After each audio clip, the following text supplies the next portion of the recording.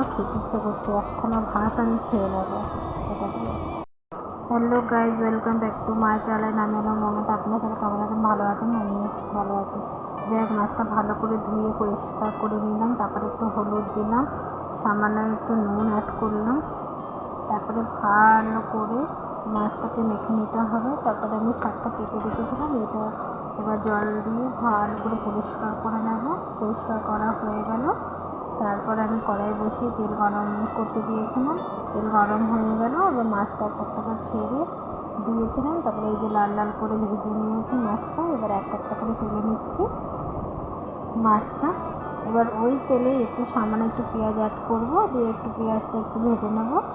পেঁয়াজটা ভাজা ভাজা হয়ে গেলে রসুন বাটা, আদা বাটা, জিরে বাটা, হলুদ, লঙ্কা বাটা,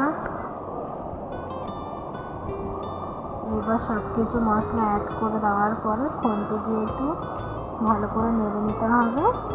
তারপরে একটু সামান্য জল অ্যাড করে দেবো, যাতে পোড়া পোড়া না হয়ে যায়, তার জন্য। তারপরে একটু সামান্য চিনি অ্যাড করে দেবো, কালারটা যাতে আসে। তারপরে সামান্য একটু তেল অ্যাড করে দিচ্ছি, দিয়ে আবার ভালো করে নেড়ে চেড়ে নিয়ে জল দিয়ে দিলাম।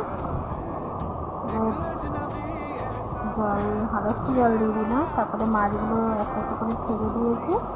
এবার মাছের ঝোলটা কম হয়ে গেছে, এবার একটা বাটিতে ঢেলে নেব। দেখুন কালারটা বন্ধুরা কি এসেছে, মানে এখনই আমার খেতে ইচ্ছে করছে, একখানা ভাত আমি খেয়ে নেবো এটা দিয়ে। যাই হোক, তারপর শাকটাকে কেটে রেখেছিলাম, শাকটা বসিয়ে দিয়েছি, শাকটা হয়ে গেছে। এবার আমি নামিয়ে নিলাম, কেমন হয়েছে বলবো।